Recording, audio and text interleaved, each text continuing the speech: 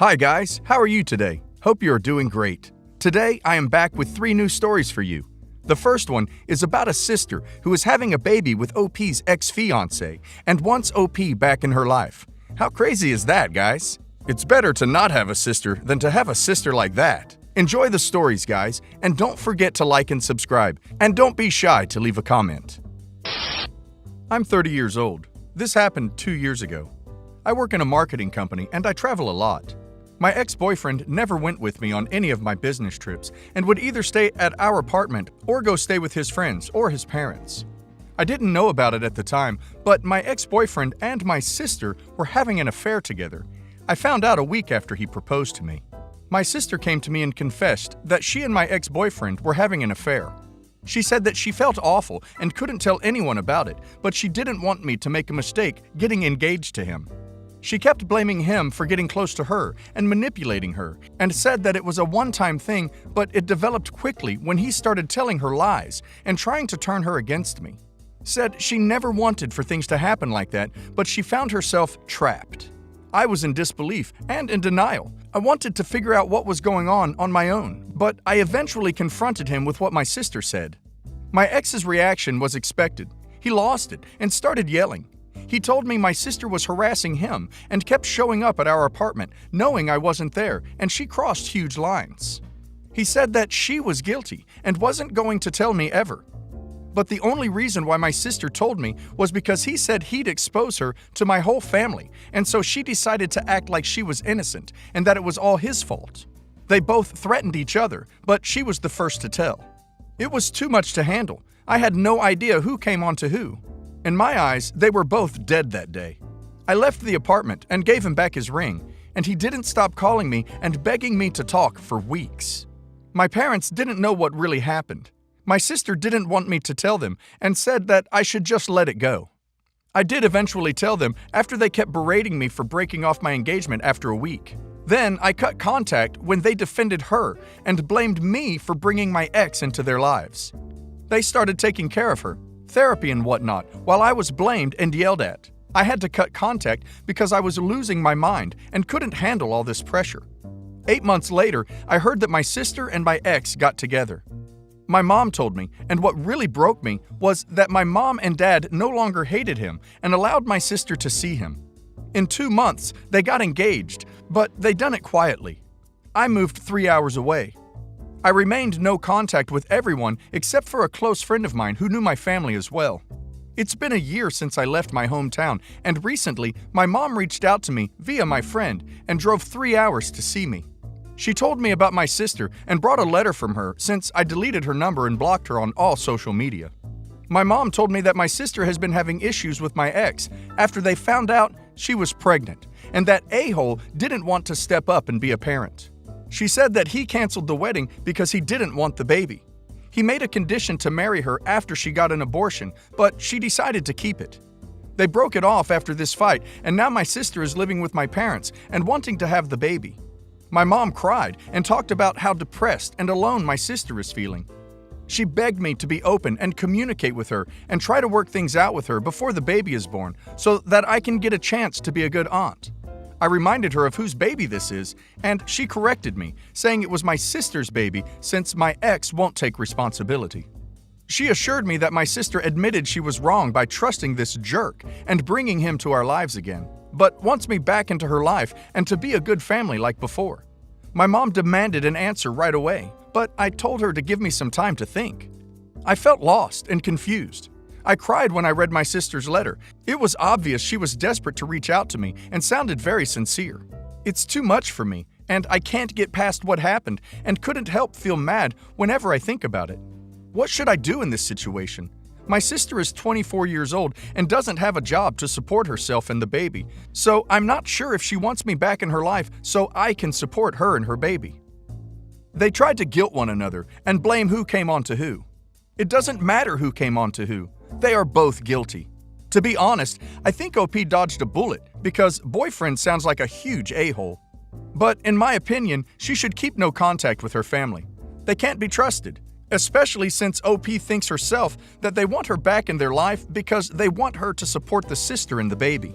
So my advice would be no contact. Let's go to the second story, guys. It's a long one, so listen till the end to hear my insights. Enjoy!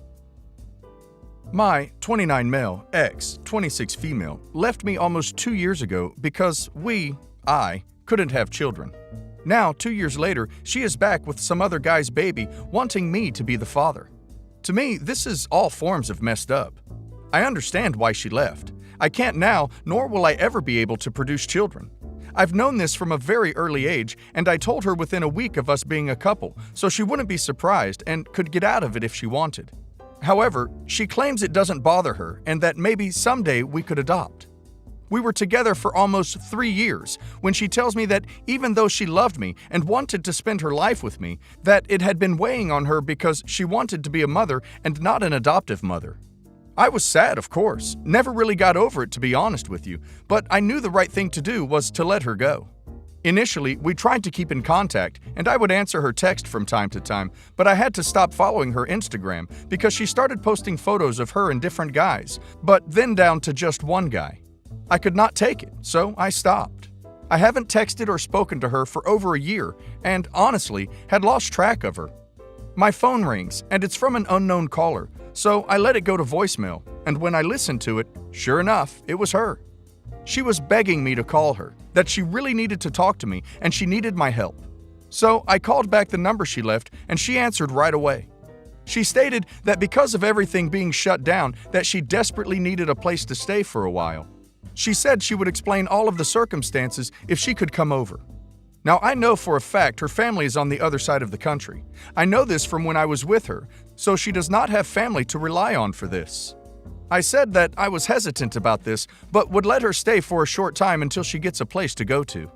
She showed up at my door the other day, pulling a large suitcase with one hand and a baby in the other. Needless to say, I was a little stunned by this, but I didn't say anything because what was there to say? She was very happy to see me, and she introduced me to her son and told me how old he was. I just smiled and said he was a cute kid. She comes in and sits her stuff down, and I ask her what her plans were, and how long did she think she would need to stay. Well, between being on maternity leave and now this crap that is going around, she lost her job because the company had closed down. She is hoping once this is over, they will bring her back, but there is no real guarantee of this. She then decides to lay this one on me. She said that the father of the child was not someone she ever loved or had any interest in being with him, and for that matter, he didn't her either. He is an older guy, a little over 40, who is very well off and that her son will not want for anything. I took this time to ask why he wasn't providing them a place to stay, and this is when she hit me with this. She never stopped loving me. She still loves me, and she said she had found someone who would agree to being a part-time parent but able to take care of their child's financial needs. She said he knew all about me and how she wanted to be with me, and he encouraged her to come back to me. We talked for several hours, and I told her that for now I would be happy to put her up for a couple of days while we figure out what to do from here.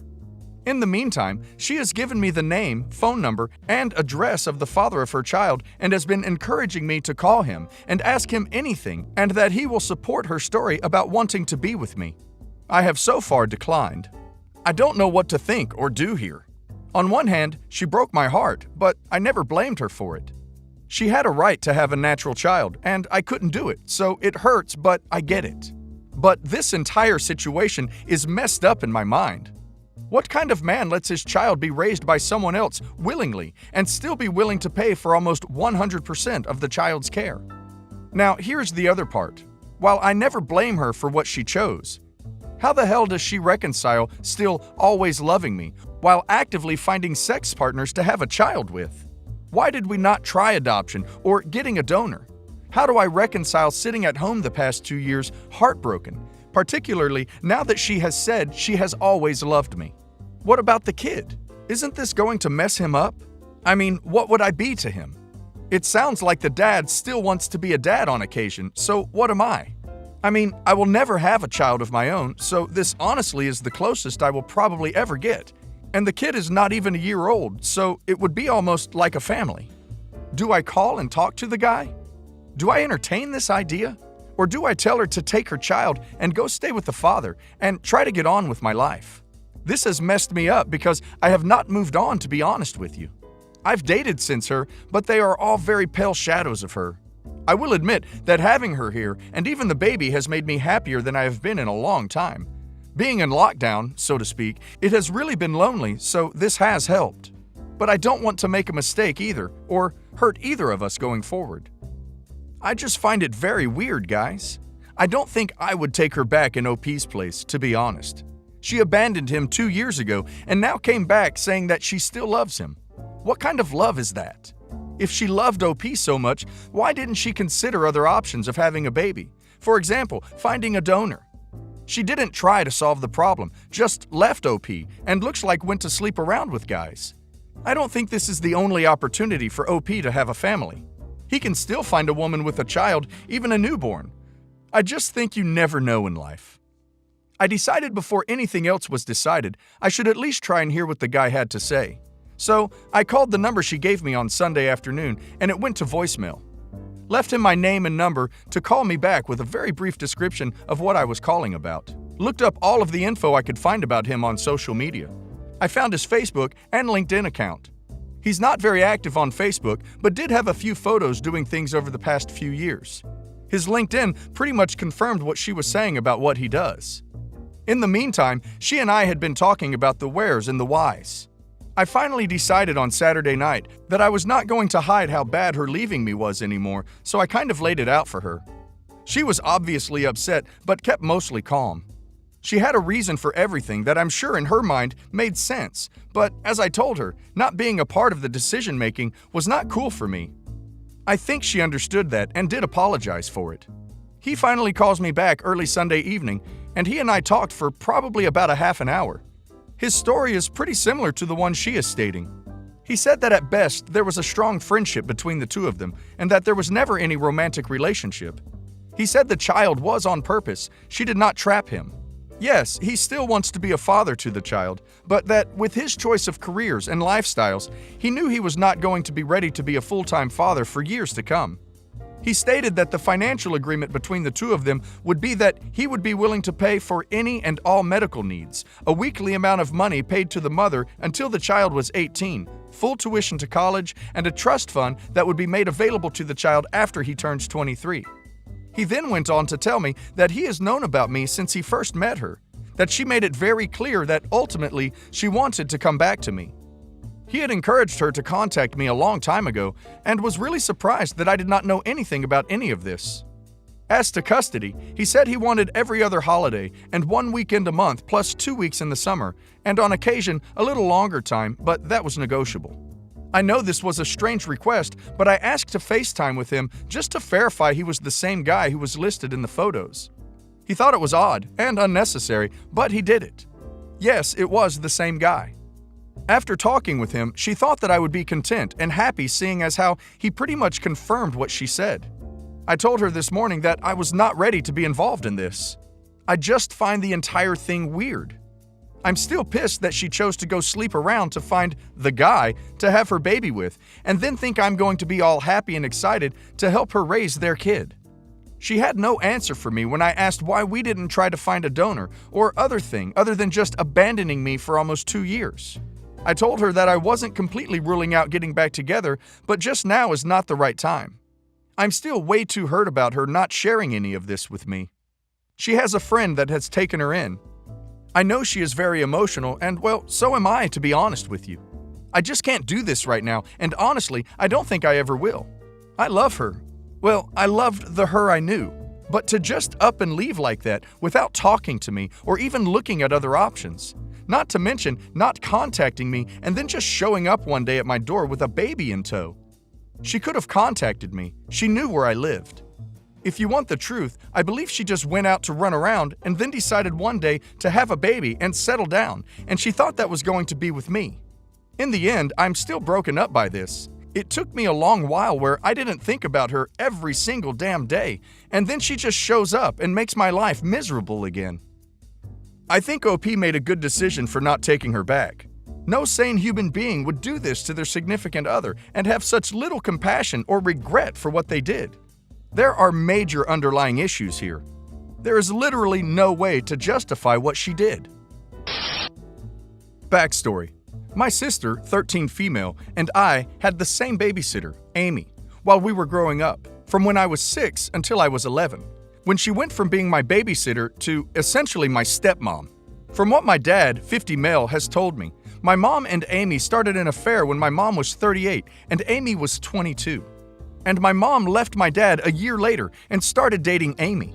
I'm 17 now, and my mom and Amy are still together. They never got married, but they're common law or whatever. My dad has 2 weekends a month with my sister and I, and the rest of the time I spend with Amy and my mom. It's gross. I like Amy. She's nice, and we get along well. We always have. But there's a difference between liking someone because they took care of you as kids and then being your stepmom. She's never overstepped her boundaries or anything. She doesn't try to replace my dad or act as my parent. But the idea of her and my mom together makes me sick. There's a bigger age difference between my mom and Amy than between Amy and I. I can't really even be in the same room as them together now, or apart. My mom and Amy have noticed this, but I refuse to talk to them about it. Do I leave this alone? Do I talk to them? Do I just try and move on with my life? I didn't like it when I was younger, and I don't like it now. I need advice on how to deal with this. Edit. My dad doesn't want me or my sister to live with him. He has twins and a son by his new wife, and his new wife doesn't like me or my sister. I think OP needs to talk to her mother, and best solution would be to go see a therapist. Holding on to anger is just going to degrade OP's quality of life, especially if she holds on to it for years. Ideally, she'll be able to feel better about everything, or at least less angry by the time she finishes high school, so that she can enjoy her first years as a true adult and focus on setting up the rest of her life. I think no one should be afraid to seek help. I talked to my mom. It was hard, and we both cried, and she told me that no matter what, she loved me and wanted to put my best interest first. She found a therapist that we could go to together if I wanted to, and told me she'd be willing to do whatever, as long as me and my sister were happy. We decided that Amy was going to go and spend about 2 weeks visiting her sister and nephew while we tried to figure out what to do next. She left 4 days ago, and my mom, my sister, and I have been spending a lot of time together, talking and being open with each other. I took the advice given in the comments, and it really helped a lot. I haven't spoken to my dad. I'm not really interested in talking to him, and I skipped my weekend with him to spend some time with my mom. I really do think I'm going to be okay. After talking to this therapist, I realized that I wasn't actually angry with my mom and Amy. I was angry because my dad used that as an excuse to abandon my sister and I. Obviously, my mom and Amy didn't help, but my dad has always told me how awful and disgusting they are, and I really internalized that. I think that's it. I'm happy to answer any questions, and I can't thank this community enough for helping me broach this subject with my mom. Edit.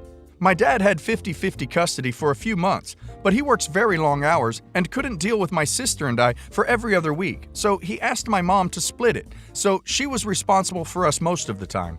He wrote my sister and I off entirely once he found out about my mother and Amy, and makes no effort to be an active father for either of us. My dad didn't want custody of us, views me and my sister as the products of his mistake, and barely sends us a text on our birthdays. I am not abandoning my dad. My sister told me that when she got home from their weekend, that my dad was relieved that he only had to deal with one kid. Obviously, this is a complicated situation, but I am not choosing my mom over him because I'm drinking the Kool-Aid.